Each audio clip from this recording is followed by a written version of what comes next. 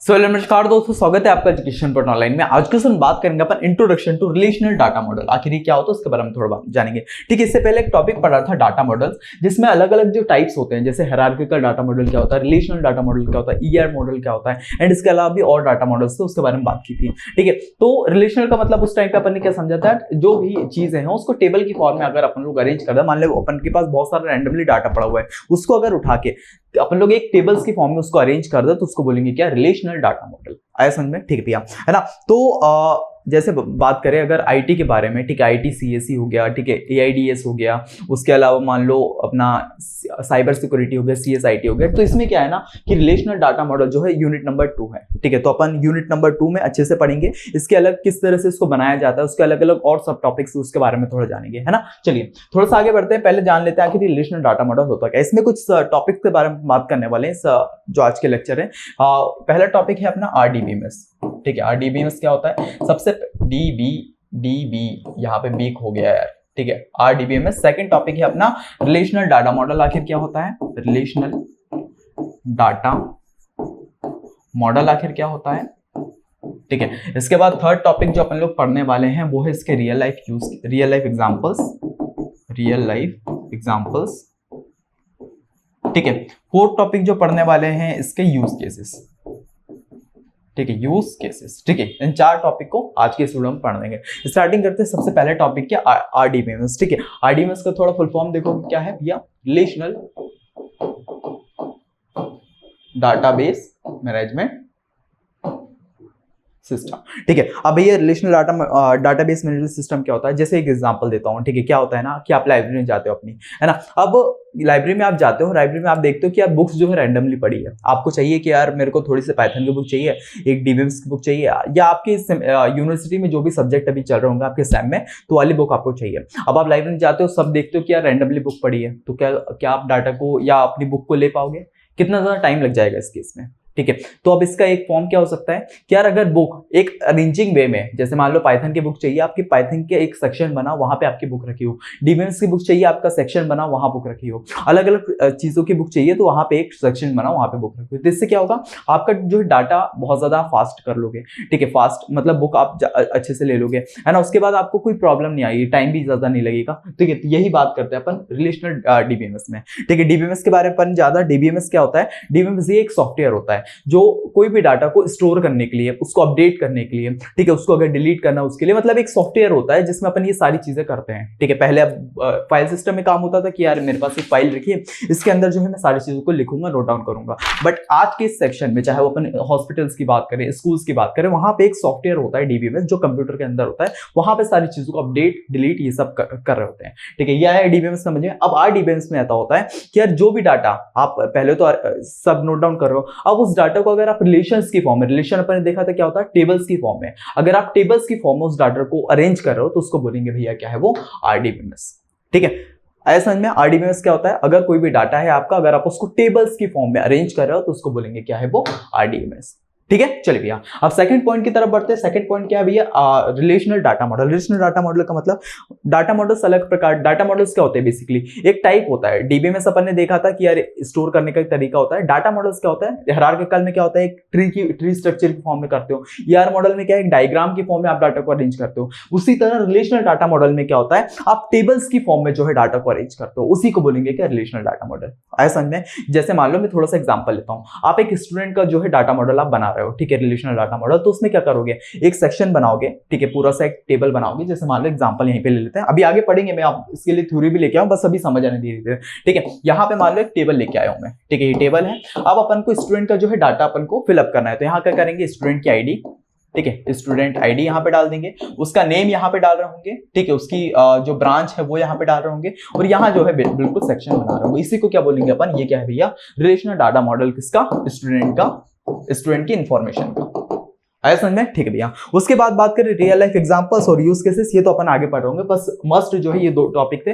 अगर अच्छे से क्लियर हो गया, अब बढ़ते हैं अपन थ्योरी की तरफ कि भैया एग्जाम में अगर आए तो अपन इसको किस तरह से प्रेजेंट करेंगे। ठीक है, चलिए भैया थोड़ा सा आगे बढ़ते हैं। सबसे पहले जानते हैं आखिर ये आरडीबीएमएस है क्या। ठीक है, तो भाई इंट्रोडक्शन टू आरडीबीएमएस, जिसका फुल फॉर्म क्या होता है, रिलेशनल डाटाबेस मैनेजमेंट सिस्टम, है ना। चलिए इसको अगर एक एक करके अपन डिफाइन करना चाहे तो किस तरह से कर सकते हैं। फर्स्ट पॉइंट अपन लोग लिखेंगे कि RDBMS stand for relational database management system. ठीक है, सबसे पहले उसका फुल फॉर्म बता दें। सेकंड पॉइंट अपन क्या लिख रहे होंगे, ये क्या है, एक सॉफ्टवेयर है। ये क्या है, एक सॉफ्टवेयर है जो हेल्प करता है डाटा को स्टोर करने के लिए, डाटा को मैनेज करने के लिए, डाटा को रिट्राइव करने के लिए, अगर अपन को चाहिए तो रिट्राइव करने के लिए in the form of tables, जिसको अपन रिलेशन बोलते हैं। ठीक है, अगर मान लो अपन डीबीएमएस नॉर्मल सॉफ्टवेयर होता तो उसमें अपन क्या डेफिनेशन लिखते हैं, ये एक सॉफ्टवेयर है जो हेल्प करता है स्टोर करने, मैनेज करने के लिए, रिट्राइव करने के लिए डाटा को। ठीक है, ये आगे की जो लाइन है in the form of tables and relation, ये नहीं लगा रहे होते, बट अपन बात कर रहे हैं रिलेशनल डाटाबेस मैनेजमेंट सिस्टम के बारे में। तो इसमें क्या हो रहा होगा, ये सब चीजों तो कर रहा होगा, बट किसकी फॉर्म में, टेबल्स की फॉर्म में और रिलेशंस की फॉर्म में। जैसे यहाँ पे आप देख सकते हो,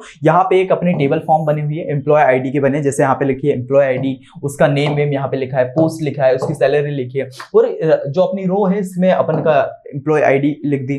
ठीक है, यहाँ पे नेम अलग अलग लोगों के, क्या क्या पोस्ट है, उनकी सैलरी क्या है। तो इस तरह से बेसिकली अपना आरडीबीएमएस स्टोर किया जाता है। ठीक है, आया समझ में? ठीक है भैया। उसके बाद थर्ड पॉइंट क्या लिखेंगे, each table contain called tuples and columns called attribute. ठीक है, रोज को अपन बोलेंगे टपल्स और कॉलम्स को अपन बोलेंगे एट्रीब्यूट्स। ठीक है, यहाँ पे देखेंगे कि यहाँ पे रोज कौन सी है, ये वाली जो है अपनी रोज है। ठीक है, इसको बोलेंगे अपन टपल्स, और एट्रीब्यूट्स कहाँ होगा भैया, एट्रीब्यूट्स यानी कि ये, ठीक है, कॉलम्स में, जैसे एम्प्लॉय की आईडी एक एट्रीब्यूट हो गया, नेम एक एट्रीब्यूट हो गया, पोस्ट एक एट्रीब्यूट हो गया, सैलरी एक एट्रीब्यूट हो गया। ठीक है, आया समझ में? उसके बाद फोर्थ पॉइंट लिखेंगे, RDBMS follow the relational model proposed by E F Codd in 1970। 1970 में ईएफ कोड ने ये जो मॉडल है ये प्रपोज किया था। लास्ट पॉइंट अपन लोग लिखेंगे, पॉपुलर डीबीएमएस एग्जांपल क्या हो सकते हैं, माइस्क्यूएल हो गया, ओरेकल हो गया, जो आपने नाम भी सुने होंगे। ठीक है, उसके बाद पोस्टग्री एसक्यूएल हो गया, एसक्यूएल सर्वर हो गया, ये सब जो है एग्जांपल है किसके, आरडीबीएमएस मॉडल के। ठीक है, चलिए उसके बाद मेन जॉब क्या है, it ensure the organise, secure and easily accessible. ठीक है, ये बेसिकली अपन चीजें जो है आरडीबीएमएस में लिख के आ सकते हैं। ठीक है, बेसिक बस ध्यान रखना, ये क्या है, एक सॉफ्टवेयर है जो हेल्प करता है डाटा को स्टोर करने के लिए, उसको मैनेज करने के लिए, उसको रिट्राइव करने इन द फॉर्म ऑफ किसमें, टेबल की फॉर्म में। ठीक है, रिलेशन की फॉर्म में। आया समझ में? ठीक है भैया, है ना। चलिए इसको आप नोट डाउन कर लो, फिर अपन लोग थोड़ा सा आगे बढ़ते हैं और नेक्स्ट टॉपिक देखते हैं आखिर ये रिलेशनल डाटा मॉडल क्या होता है, उसको अपन किस तरह से डिफाइन कर सकते हैं। ठीक है, तो इसको आप नोट डाउन कर लो, फिर आगे बढ़ते हैं। चलिए थोड़ा आगे बढ़ा जाए, introduction to relational data model. जैसे कि आपको बताया डाटा मॉडल्स अलग अलग प्रकार के होते हैं। डाटा मॉडल्स और कुछ नहीं, डाटा को आप किस तरह से किस वे में आप ऑर्गेनाइज कर रहे हो। जैसे अगर हायरार्किकल की बात करें, आप ट्री स्ट्रक्चर में उसको ऑर्गेनाइज कर रहे हो। अगर आप ईआर मॉडल की बात करें तो ईआर मतलब डायग्राम की फॉर्म में आप डाटा को स्टोर कर रहे हो। अब रिलेशनल में क्या होगा, एक टेबल की फॉर्म में, तो वही चीज यहाँ पे लिखनी है। Relational data model is a way, ये क्या है, एक वे है ऑर्गेनाइज करने का, स्ट्रक्चर टेबल की फॉर्म में। ठीक है, डाटा को एक स्ट्रक्चर टेबल की फॉर्म में अगर उसको ऑर्गेनाइज कर दो तो उसको बोलेंगे रिलेशनल डाटा मॉडल। जैसे कि आप यहाँ पे देख सकते हो, ये हो गया रिलेशनल डाटा मॉडल का एग्जांपल। यहाँ पे ये जो है पहली प्राइमरी की हो गई, ठीक है, टपल्स हो गई, जितनी भी रोज दिख रही है आपको, और कॉलम्स हो गई ये वाली जो, ठीक है, ये हो गया अपना एग्जांपल किसके, रिलेशनल डाटा मॉडल। ये आप बना के आ जाना नॉर्मली, है ना। कुछ भी आप बना सकते हो, जरूरी नहीं है कि मैंने आपके लिए जो भी लाया ये बना के आना है। ठीक है, स्टार्टिंग में आपको आरडीबीएमएस बताना है और उसके बारे में थोड़ा सा बता देना है आरडीबीएमएस टेबल की फॉर्म में किस तरह से हो सकता है। टेबल में आप कुछ भी भर दोगे, अपने दोस्तों के नाम भर देना, स्टूडेंट आईडी ये सब लिख देना। ठीक है, उसी तरह रिलेशनल डाटा मॉडल क्या होता है उसको भी बता देना। ठीक है, सेकंड पॉइंट इसमें क्या दर्शा सकते हैं, each table is used to represent one entity. हर एक टेबल जो है एक एंटिटी को रिप्रेजेंट करेगा। एंटिटी के बारे में बात कर रही थी, एंटिटी क्या हो सकता है, एक कोई भी पर्सन हो सकता है, ठीक है, कोई भी प्लेस हो सकती है, कोई भी इवेंट हो सकता है, उसको एंटिटी बोलेंगे, है ना। और एट्रीब्यूट्स क्या बोलेंगे, उसी की जो फंक्शनलिटीज हो गई, उसी की जो प्रॉपर्टीज हो गई। जैसे मैं हूं, मेरी अगर फंक्शनलिटी हो गई स्टूडेंट आईडी, ठीक है, उस मेरा नाम हो गया, ये क्या हो गया, एट्रीब्यूट्स हो गए। ठीक है, चलिए वही चीज लिखिए, एंटिटीज लाइक स्टूडेंट और एम्प्लॉय। ठीक है, स्टूडेंट हो सकता है, एम्प्लॉय हो सकता है, ये क्या है भाई, एक एंटिटी, इसकी खुद की एक प्रेजेंस है। ठीक है, उसके बाद थर्ड चीज, table can be link together using like primary की और फॉरेन की। इसके बारे में बात करेंगे, इसके बाद वाला जो टॉपिक्स कीज के बारे में है, प्राइमरी की, फॉरेन की, सुपर की, अलग अलग कीज के बारे में बात करेंगे। ठीक है, तो उसके बाद it is a set of theory and predict logic and represent data. ठीक है, एक सेट ऑफ थ्योरी है जो क्या करती है, प्रिडिक्ट करती है लॉजिक्स को और डाटा जो है प्रेजेंट करती है, ठीक है। And last point, it allow easy quarrying, updating and managing. इसकी मदद से क्या करते हैं, अपन आराम से क्वेरी कर सकते हैं, अगर कुछ अपडेट करना है वो आराम से कर सकते हैं, कुछ मैनेज करना है वो आराम से कर सकते हैं, ठीक है। वेरी फ्लेक्सिबल होती है, स्केलेबल होती है और सपोर्ट कॉम्प्लेक्स रिलेशनशिप। तो समझ में आ गया रिलेशनल डाटा मॉडल क्या होता है? कुछ नहीं, ये एक वे है कि यार अपन टेबल्स की फॉर्म में किस तरह से डाटा को डालते हैं, प्रेजेंट करते हैं, ठीक है। चलिए भैया, इसको आप नोट डाउन कर सकते हो, फिर अपन थोड़ा सा आगे बढ़ते हैं, इसके रियल लाइफ एग्जांपल बेसिकली अपन देखेंगे, है ना।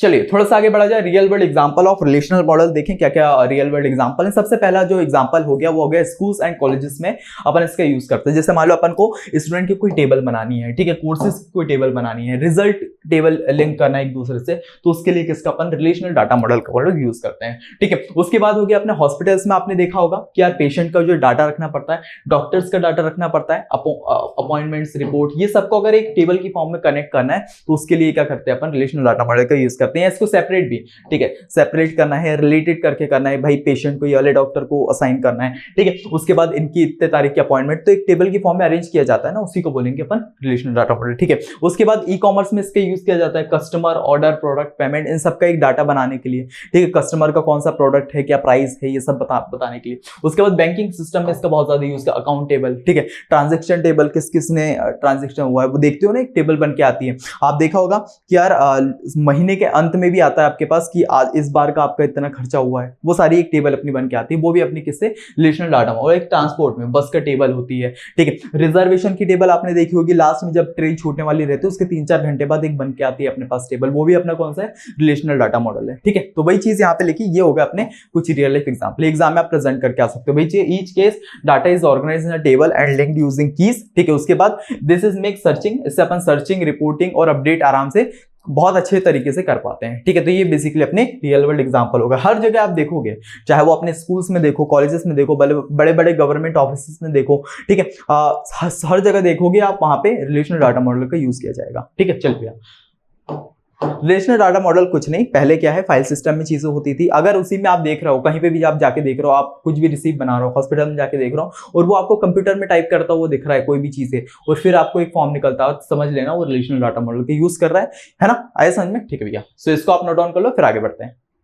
चलिए थोड़ा सा आगे बढ़ा जाए, इंपॉर्टेंस देखें रिलेशनल डाटा मॉडल की, क्या इंपॉर्टेंस है, ठीक है। अभी तक इतनी जगह अगर काम आ रहा है तो इंपॉर्टेंस तो पता चली गई। सबसे पहला अपन पॉइंट लिखेंगे, keep data organise and consistent, ठीक है। डाटा को अपने कंसिस्टेंट बनाने में हेल्प करता है और उसके बाद उसको ऑर्गेनाइज करने में भी हेल्प करता है। सेकंड पॉइंट ये क्या है, ईज टू यूज है, ठीक है। इसको आराम से अपन कोई भी चीज को स्टोर कर सकते हैं। उसके बाद अगर कुछ सर्च करना है, पहले फाइल वाले सिस्टम में क्या होता है, फाइल उठाई अपन ने, यार एक फाइल देखना है, 10 फाइल बनी हुई है, ठीक है, अपन सारी फाइल देख रहे हैं, मिली नहीं था। बट अगर इसकी बात करें, डाटा मॉडल्स की बात करें या फिर डीबीएमएस की रिलेशनल डीबीएमएस की बात करें, इसमें सिर्फ अपन को सर्च करना पड़ता है, यूजर का नाम सर्च करेंगे या उसकी कोई आईडी होगी जो यूनिक होगी, प्राइमरी की होगी, उसको सर्च करेंगे, वो अपनी उसकी उस इंडिविजुअल पर्सन की अपन को निकाल के दे देगा। And manage huge amount of data, बहुत सारा, कितना भी अमाउंट ऑफ डाटा अपन आराम से इस्तेमाल कर सकते हैं। थर्ड पॉइंट, सपोर्ट करता है एआईडीएस प्रॉपर्टी को फॉर सिक्योर ट्रांजेक्शन। इसके बारे में बात करेंगे, एसेट प्रॉपर्टीज क्या होती हैं ट्रांजेक्शन वाले चैप्टर में, अभी रहते हो, ठीक है। तो ये एसेट प्रॉपर्टीज को क्या करता है, सपोर्ट करता है, जिससे अपना जो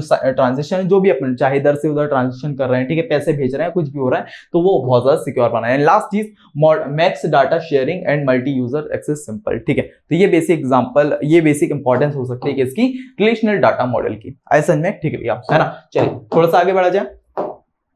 अब अगर बात करें यूज केसेस क्या है रिलेशनल डाटा मॉडल, सबसे पहला होगा वेबसाइट जो स्टोर करती है यूजर का डाटा, प्रोडक्ट और अपने ऑर्डर्स, ठीक है। सेकंड हो गया बैंकिंग एप्स जो हैंडल करती है मनी को, अकाउंट्स को, रिकॉर्ड को, ठीक है। थर्ड हो गया अपना कॉलेज की ईआरपी जो आप देखा होगा, ठीक है, जहां पे आपका कॉलेज की ईआरपी में क्या होता है, अटेंडेंस आपकी देखी जाती है, ठीक है, आपके कितने मार्क्स आ रहे हैं मिड सेम में वो देखे जाते हैं, है ना, आपके फाइनल एग्जाम में क्या मार्क्स आ रहे हैं, ठीक है, आपकी फीस वीस है कि नहीं, वो सारी जो चीज होती है वो कॉलेज ईआरपी सिस्टम में होती है, जो मैनेज करता है स्टूडेंट का डाटा, अटेंडेंस, मार्क्स, ठीक है। उसके बाद फोर्थ चीज इन्वेंट्री एंड बिलिंग, जो भी बड़ी बड़ी ई कॉमर्स कंपनीज हो गई, ठीक है, वो भी इस सॉफ्टवेयर के यूज करती है शॉप एंड स्टोर्स में। एंड लास्ट चीज हो गया सीआरएम टूल जो कस्टमर को ट्रैक करता है, सेल्स को देखता है, सर्विसेज को देखता है। तो ये बेसिक यूज केसेस होगा किसके, रिलेशनल डाटा मॉडल के। ऐसा नहीं पूरा समझ में आया क्या होता है टॉपिक, ठीक है। आरडीबीएमएस समझ में आया, आरडीबीएमएस अपन ने देखा, डीबीएमएस क्या करता है, स्टोर करता है सारी चीजों को। अब आरडीबीएमएस की बात करें तो आरडीबीएमएस रिलेशंस की फॉर्म में, टेबल्स की फॉर्म में चीज को स्टोर करता है। रिलेशनल डाटा मॉडल क्या होता है, डाटा मॉडल में अपन देखा डाटा मॉडल्स कुछ नहीं भैया